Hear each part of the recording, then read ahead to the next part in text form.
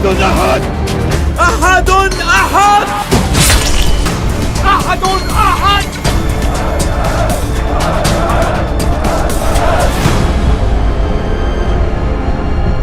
ইসলামের ইতিহাসে তাওহীদ আর শিরকের মধ্যকার প্রথম সশস্ত্র মোকাবেলার নাম বদরের যুদ্ধ। আল্লাহর জমিনে আল্লাহর সত্য দিন প্রতিষ্ঠার সংগ্রামে বৃহত্তর কুফরি শক্তির উপর প্রথম সশস্ত্র আঘাতের নাম বদরের যুদ্ধ। পৃথিবীতে সত্য আর ন্যায় বিচার প্রতিষ্ঠার মহান মিশনে মিথ্যার বুকে প্রথম মরণ আঘাতের নাম বদরের যুদ্ধ। বদর ছিল সেই ঐশী মদতপ্রাপ্ত রণক্ষেত্র যেখানে কুফরি শক্তিকে ধ্বংস করে দিতে জমিনে অবতীর্ণ হয়েছিলেন স্বয়ং ফেরেশতারা। বদর ছিল সেই রক্তাক্ত কুরুক্ষেত্র যেখানে আবু জাহেল আর তার দোসরদের মৃত্যু পরোয়ানা হাতে আবির্ভূত হয়েছিলেন একদল মর্দে মুজাহিদ। এটা ছিল এমন এক যুদ্ধ যেখানে মুসলিম বাহিনীর পরাজয় চিরদিনের জন্য নিভিয়ে দিতে পারত ইসলামের আলোক শিখা। সেদিন স্বয়ং রসুলে পাক সাল্লাল্লাহু আলাইহি ওয়াসাল্লাম দুই হাত তুলে আল্লাহর দরবারে ফরিয়াদ করে বলেছিলেন, ওগো আল্লাহ রাব্বুল আলামিন, আজ যদি আমরা হেরে যাই তবে এই জনপদে তোমার নাম নেয়ার মতো কেউ অবশিষ্ট থাকবে না। প্রিয় হাবিবের এই উৎকণ্ঠা দূর করতে আল্লাহ তাআলা তার মালায়েকদেরকে যুদ্ধক্ষেত্রে অবতীর্ণ হওয়ার নির্দেশ দিয়েছিলেন। অতঃপর তারা জমিনে নেমে আসেন আর কুফরি শক্তির উপর চড়াও হন। ইসলামের ইতিহাসে বদর এমন এক দিবস যাকে ইয়াউমুল ফুরকান তথা সত্য মিথ্যার ফয়সালাকারী দিবস হিসেবে সম্বোধন করেছেন স্বয়ং আল্লাহ রাব্বুল আলামিন। এই যুদ্ধ ছিল কাফিরদের মূল কর্তনকারী। এই যুদ্ধ ছিল সত্যকে প্রতিষ্ঠাদানকারী। ইতিহাসের এই দিনে 3 গুণ শক্তিশালী প্রতিপক্ষের মুখোমুখি হয়েছিল মাত্র 313 জন সাহাবী। যুদ্ধের প্রাক্কালে যখন সৈন্য সংখ্যার এই বিশাল পার্থক্য আল্লাহর নবীকে উদ্বিগ্ন করে তোলে, তখন তার সাথীরা তাকে বলেছিলেন, ইয়া রাসূলুল্লাহ, আপনার রবের দেখানো পথে আপনি নির্ভয়ে এগিয়ে চলুন। আমরা কোনো অবস্থাতেই আপনাকে ছেড়ে যাব না। আমরা জানি নবী মুসা তার জাতিকে যেদিন জিহাদের নির্দেশ দিয়েছিলেন সেদিন তারা বলেছিল, তুমি আর তোমার আল্লাহ গিয়ে যুদ্ধ করো, আমরা এখানেই বসে রইলাম। কিন্তু আল্লাহর কসম, আমরা কখনোই আপনাকে তেমনটা বলবো না, বরং সর্বাবস্থায় আমরা আপনার পাশে থাকব। আপনি যদি সাগরে ঝাঁপিয়ে পড়েন তবে আমরাও নিঃসংকোচে আপনার সাথে সাগরে ঝাঁপিয়ে পড়ব। অতঃপর আকাশচুম্বী ইমানি জজবা আর শাহাদাতের তীব্র আকাঙ্ক্ষা নিয়ে মৃত্যু ভয়হীন ওই ক্ষুদ্র দলটি ঝাঁপিয়ে পড়েছিল 3 গুণ শক্তিশালী প্রতিপক্ষের উপর। আর মহান আল্লাহ রাব্বুল আলামিনও সেদিন পূর্ণ করেছিলেন তার দেয়া প্রতিশ্রুতি। মাত্র 14টি প্রাণের বিনিময়ে তিনি সেদিন তাদেরকে বিজয়ী করেছিলেন। মুসলিম উম্মার অস্তিত্ব রক্ষার এই যুদ্ধে যে সাহাবীরা অংশ নিয়েছিলেন, শহীদ গাজী নির্বিশেষে তাদের প্রত্যেককে জান্নাতের সুসংবাদ দিয়েছিলেন আল্লাহর নবী। ইসলামের ইতিহাসে মর্যাদা ও মাহাত্ম্যে অতুলনীয় সেই বদরের উপাখ্যানে আপনাকে স্বাগতম।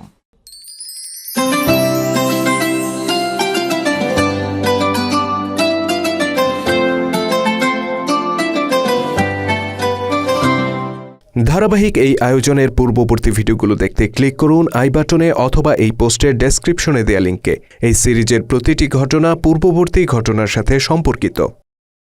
দ্বিতীয় হিজরির 17 রমজান মদিনা থেকে 160 কিলোমিটার দক্ষিণ পশ্চিমে বদরের প্রান্তরে প্রথমবারের মতো মুখোমুখি হয় মদিনার মুসলিম আর মক্কার কুরাইশ বাহিনী। কুরাইশদের নেতৃত্ব ছিল আবু জাহেলের হাতে, যে আবু জাহেল ইসলামের জন্মলগ্ন থেকে চেষ্টা করে আসছে এই সত্য দিনকে গলা টিপে হত্যা করতে, কিন্তু আজ পর্যন্ত তার কোনো অপচেষ্টা আলোর মুখ দেখেনি। অবশেষে নবুওয়াতের 15 বছর পর বদরের প্রান্তরে সে মুসলিম ফৌজের বিরুদ্ধে দাঁড় করিয়ে দেয় 1000 কুরাইশ যোদ্ধাকে। সহস্র সেনার এই উপস্থিতি দেখে আবু জাহেলের বুক সেদিন গর্বে ফুলে উঠেছিল। সে জানত না মৃত্যুই তাকে এই রুক্ষ ময়দানে ডেকে এনেছে। মুশরিক বাহিনীতে উপস্থিত ছিল ইসলামের আরেক দুশমন উতবা ইবনে রাবিয়া। আবু জাহেলের সাথে মত পার্থক্য থাকা সত্ত্বেও উতবা যুদ্ধের ময়দানে উপস্থিত হয়েছিল মূলত নিজের অহংকারের কারণে। বীরত্ব আর সাহসিকতায় সে নিজেকে আবু জাহেলের চেয়ে সেরা প্রমাণ করতে এখানে এসেছিল। ময়দানে উপস্থিত ছিল আরেক কুরাইশ নেতা উমাইয়া ইবনে খালফ। সেই উমাইয়া যে ইসলাম গ্রহণের অপরাধে হযরত বেলাল রাদিয়াল্লাহু তাআলা আনহুকে চাবুকের আঘাতে ক্ষতবিক্ষত করেছিল আর তাকে উত্তপ্ত মরুভূমিতে ফেলে রেখে বুকে পাথর চাপা দিয়েছিল। হিজরতের রাতে আবু জাহেল, উতবা আর উমাইয়া সহ যে 14 জন বিশিষ্ট কুরাইশ নেতা আল্লাহর নবীকে হত্যার নীল নকশা এঁকেছিল, তাদের মধ্যে 11 জনই উপস্থিত ছিল বদরের ময়দানে।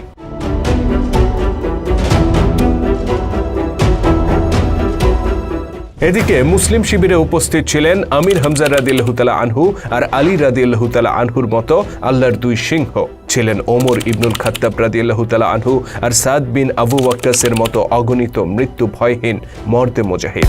উপস্থিত ছিলেন বেলাল রাদিয়াল্লাহু তাআলা আনহু আর আব্দুল্লাহ ইবনে মাসুদের মতো সাহাবীরা, যারা নিজেদের শরীরে তখনও বয়ে বেড়াচ্ছিলেন কুরাইশদের অত্যাচারের দগদগে ক্ষতচিহ্ন।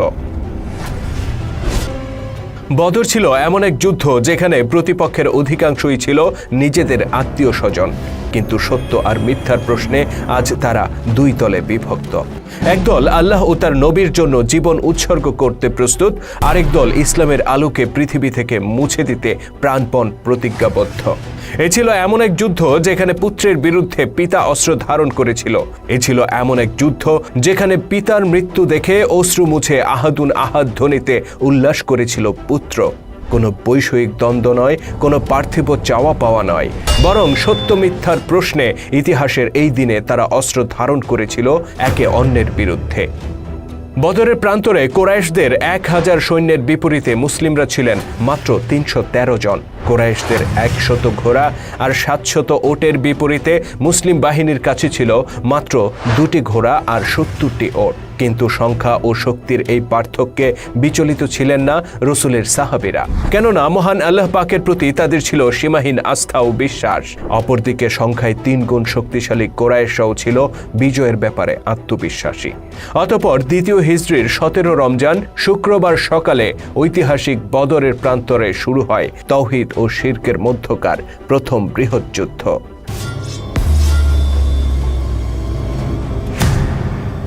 যুদ্ধের সূচনা লগ্নে সবার আগে এগিয়ে আসে কুরাইশ নেতা উতবা ইবনে রাবিয়া। তার সঙ্গী ছিল তার ভাই সায়েবা আর পুত্র ওয়ালিদ। উতবা হুঙ্কার ছেড়ে বলে, তোমাদের মধ্যে কারা আছো যারা আমার পরিবারকে মোকাবেলা করার সামর্থ্য রাখো? অস্ত্র হাতে এগিয়ে আসেন মদিনার 3 জন আনসার সাহাবী। উতবা নাক ছিটকে বলে, আমরা মদিনার চাষাভুষা মানুষ নয়, বরং নিজেদের সমকক্ষ প্রতিপক্ষ চাই। অহংকারে উতবার এই কথা শুনে এগিয়ে আসেন রাসূল সাল্লাল্লাহু আলাইহি সাল্লাম এর চাচা আমির হামজা রাদিয়াল্লাহু তাআলা আনহু। সাথে করে নিয়ে আসেন আলী রাদিয়াল্লাহু তাআলা আনহু ও ওবাইদা ইবনে হারিস রাদিয়াল্লাহু তাআলা আনহুকে। অতঃপর হামজা বলেন, কি হে উতবা, এবার কি তুমি তোমার উপযুক্ত প্রতিপক্ষ পেয়েছো? অহংকারে উতবা বলে, হ্যাঁ, তোমরা উপযুক্ত বটে। অতঃপর শুরু হয় দ্বন্দ্বযুদ্ধ। কিন্তু অহংকার প্রদর্শনে উতবা যতটা পটু ছিল, বীরত্ব প্রদর্শনে ঠিক ততটা ছিল না। আল্লাহর সিংহ হযরত আলী রাদিয়াল্লাহু তাআলা আনহু ও আমির হামজা রাদিয়াল্লাহু তাআলা আনহুর হাতে মাত্র কয়েক মিনিটের ব্যবধানে সপরিবারে মৃত্যু হয় উতবার। 3 জন বিশিষ্ট কুরাইশ নেতার এই পরিণতি কাফের শিবিরে ছড়িয়ে দেয় মৃত্যু আতঙ্ক। অন্যদিকে আহাদুন আহাদ ধ্বনিতে ভরে ওঠে মুসলিম শিবির।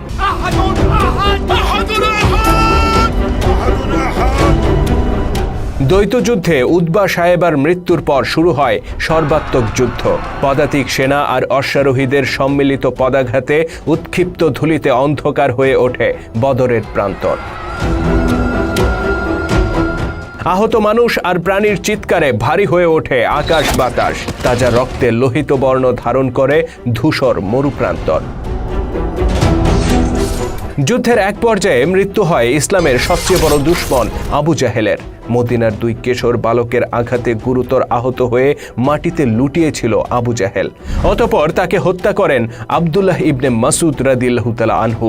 ইবনে মাসউদ রাদিয়াল্লাহু তাআলা আনহু ছিলেন এমন একজন মুহাজির সাহাবী যিনি মক্কায় বসবাসকালে আবু জাহেলের নির্মমতার শিকার হয়েছিলেন। আবু জাহেল তাকে সম্বোধন করত নিচু জাতের রাখাল হিসেবে আর তাকে পিটিয়ে মক্কার পথের ধারে ফেলে রাখত। আজ সেই রাখালের হাতেই বদরের প্রান্তরে মৃত্যু হলো অহংকারী আবু জাহেলের। সেদিন বদরের প্রান্তরে বদলা নিয়েছিলেন আরেক নির্যাতিত সাহাবী হযরত বেলাল রাদিয়াল্লাহু তাআলা আনহু। নিজ হাতে তিনি হত্যা করেছিলেন এককালের অত্যাচারী মনিব উমাইয়া ইবনে খালফকে। এভাবে মাত্র কয়েক ঘন্টার এই যুদ্ধে একে একে নিহত হয় কুরাইশদের অধিকাংশ নেতা। শীর্ষস্থানীয় নেতাদের মৃত্যুতে দিশেহারা হয়ে পড়ে কুরাইশরা। বিশেষ করে যখন আবু জাহেলের মৃত্যু সংবাদ ছড়িয়ে পড়ে তখন যুদ্ধক্ষেত্র ছেড়ে পালাতে শুরু করে কুরাইশরা। আর তাদের এই পলায়নের মধ্য দিয়েই সমাপ্ত হয় ইসলামের ইতিহাসের প্রথম বৃহৎ যুদ্ধ। যুদ্ধ শেষে দেখা যায় হিজরতের রাতে রাসূল সাল্লাল্লাহু আলাইহি সাল্লামকে হত্যার পরিকল্পনাকারী সেই 11 জন কুরাইশ নেতা সহ মোট 70 জন মুশরিকের লাশ পড়েছিল ময়দানে। অন্যদিকে পলায়নকালে বন্দী হয় আরও 70 জন কুরাইশ। বিপরীতে মুসলিম বাহিনীর ক্ষয়ক্ষতি ছিল অতি সামান্য। মাত্র 14 জন সাহাবীর শাহাদাতের বিনিময়ে আল্লাহ তাআলা সেদিন তাদেরকে বিজয়ী করেছিলেন। বদর ছিল খুবই সংক্ষিপ্ত একটি যুদ্ধ, কিন্তু এর ফলাফল ছিল অত্যন্ত সুদূর প্রসারী। কুরাইশরা মনে করত মুসলিমরা বেঁচে আছে তাদের করুণার উপর, চাইলে যে কোনো সময় তারা ইসলামকে নিশ্চিহ্ন করে দিতে পারে। কিন্তু তাদের এই ভুল ধারণা ভেঙে যায় বদরের যুদ্ধে। যুদ্ধ শেষে দেখা যায় মুসলিমদের তেমন কোনো ক্ষয়ক্ষতি হয়নি, অথচ কুরাইশদের হয়েছে সর্বনাশ। তাদেরকে নেতৃত্ব দেওয়ার মতো একজন প্রবীণ নেতাকেও খুঁজে পাওয়া যায়নি বদরের যুদ্ধ শেষে। এই প্রথমবারের মতো কুরাইশরা উপলব্ধি করতে পারে মদিনায় মুসলিমরা একটি শক্তি হিসেবে আবির্ভূত হয়েছে। তবে কেবল কুরাইশরা নয়, বরং বদরের যুদ্ধের পর মদিনায় এই নতুন শক্তির আবির্ভাবের বার্তা পেয়ে যায় সারা আরব উপদ্বীপের মানুষ। বস্তুত এই যুদ্ধ গোটা আরবের রাজনীতিতে এক সুদূর প্রসারী প্রভাব ফেলেছিল। এই যুদ্ধের ফলাফল দেখার পর শক্তিশালী গোত্রগুলো রাসূল সাল্লাল্লাহু আলাইহি সাল্লাম এর সাথে সন্ধি করার ব্যাপারে এবং মদিনার সাথে সুসম্পর্ক বজায় রাখার ব্যাপারে আগ্রহী হয়ে উঠেছিল। তাই মহান আল্লাহ তাআলা বদরের যুদ্ধকে অভিহিত করেছিলেন ইয়াউমুল ফুরকান তথা সত্য মিথ্যার পার্থক্যকারী দিবস হিসেবে।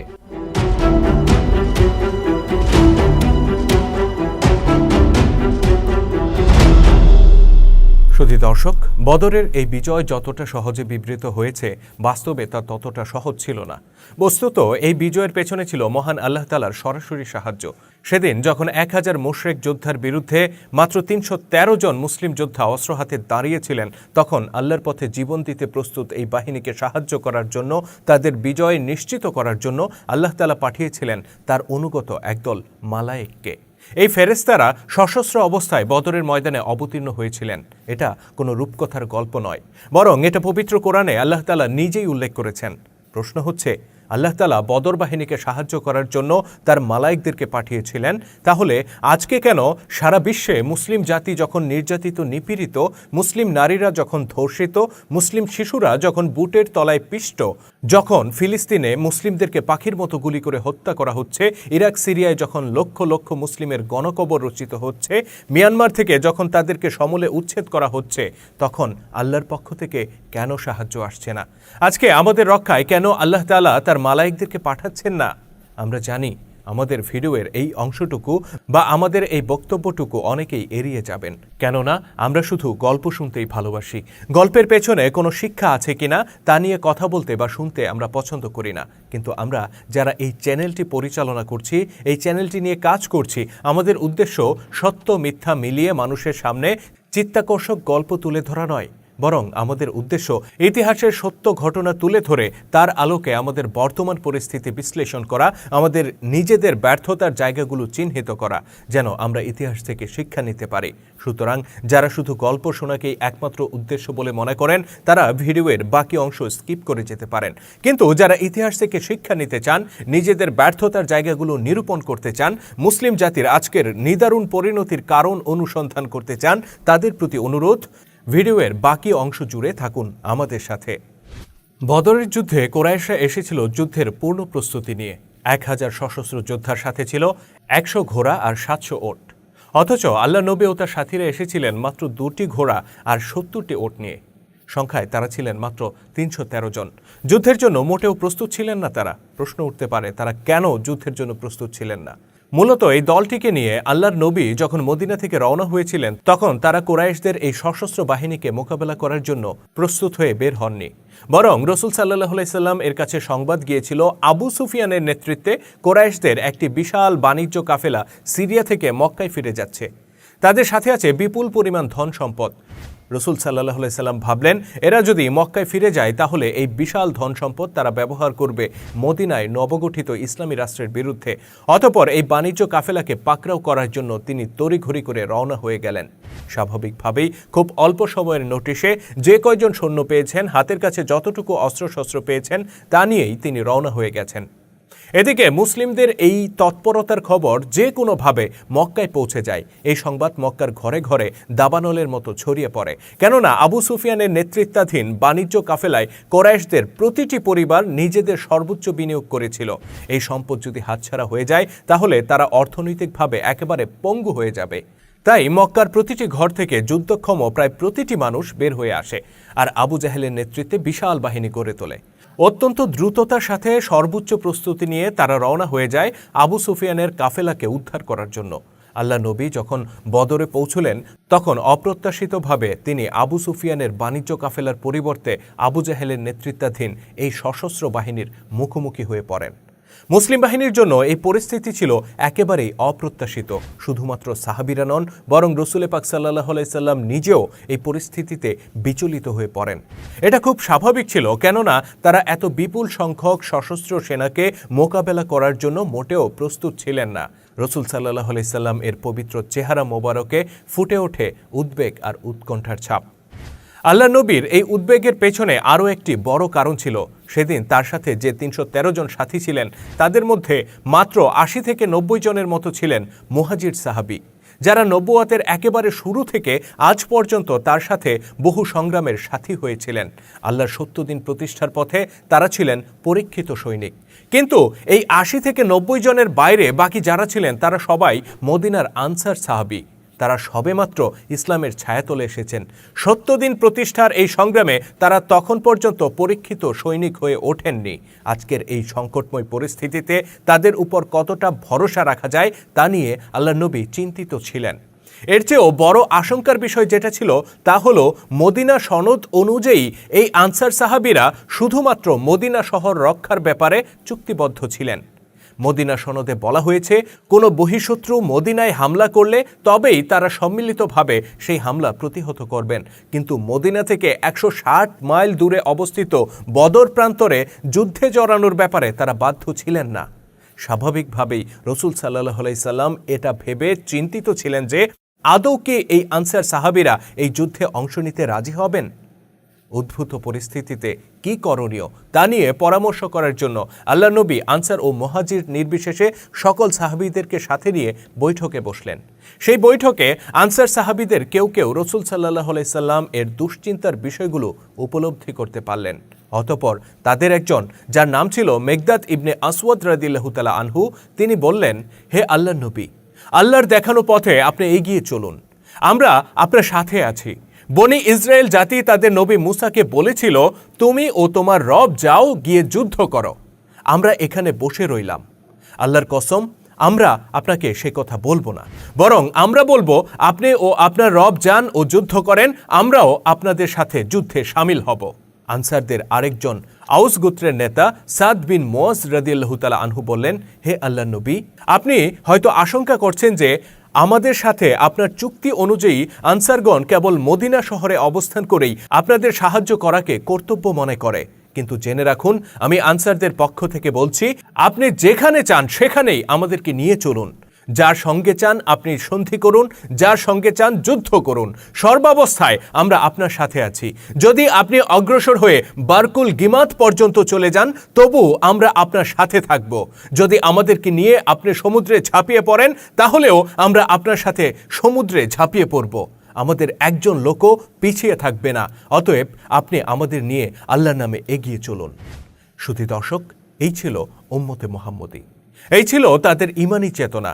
সংখ্যায় মাত্র ৩১৩ জন। নেই কোনো যুদ্ধ প্রস্তুতি, নেই মদিনার বাইরে যুদ্ধে জড়ানোর বাধ্যবাধকতা, অথচ তারা বললেন, আপনি যদি আমাদেরকে নিয়ে সাগরে ঝাঁপিয়ে পড়েন আমরা সেখানেই ঝাঁপ দেব, আমরা কখনো আপনাকে ছেড়ে যাব না। এভাবে একদল অপ্রস্তুত মানুষ নিজেদের জীবনের মায়া তুচ্ছ করে আল্লাহ ও তার নবীর জন্য শেষ রক্তবিন্দু পর্যন্ত যুদ্ধ করে যাওয়ার ঘোষণা দিলেন।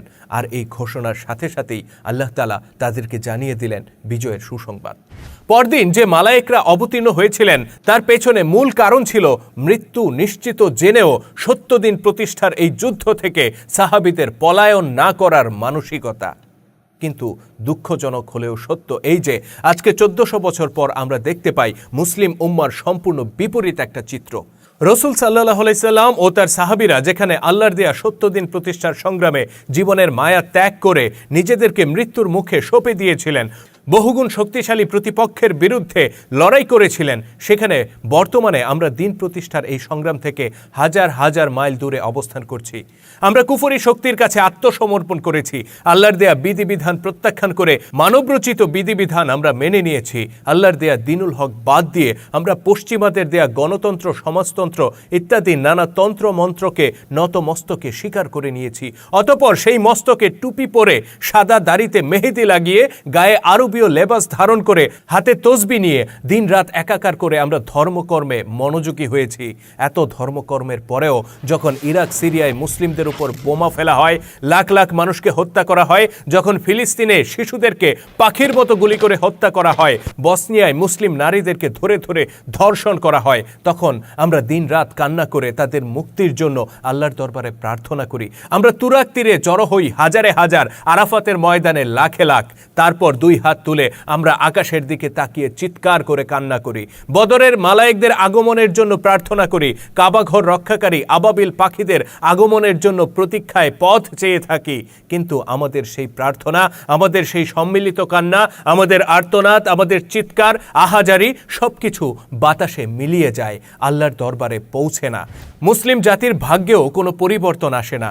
সারা পৃথিবীতে কি হিন্দু, কি বৌদ্ধ, কি ইহুদি, কি খ্রিস্টান, সকল সম্প্রদায়ের হাতে আমরা মার খাই, লাঞ্ছিত হই, অপমানিত, নির্যাতিত, ধর্ষিত হই। অথচ 313 জনের জায়গায় আজ সংখ্যায় আমরা 180 কোটি। পবিত্র কোরআনে আল্লাহ তাআলা বলেন, নিশ্চয়ই আল্লাহ কোনো সম্প্রদায়ের ভাগ্যের পরিবর্তন করেন না যতক্ষণ না তারা নিজেদের অবস্থা নিজেরা পরিবর্তনের জন্য অগ্রসর হয়। সূরা আর-রাদ আয়াত 11। বদরের পূর্ব রজনীতে আল্লাহ নবীও প্রার্থনা করেছিলেন আল্লাহর দরবারে, কিন্তু আল্লাহর দরবারে হাত তোলার আগে তিনি ও তার সাথীরা নিজেদেরকে মৃত্যুর মুখে দাঁড় করিয়েছিলেন। পরদিন জীবনের মায়া ত্যাগ করে যুদ্ধের ময়দানে ঝাঁপিয়ে পড়েছিলেন।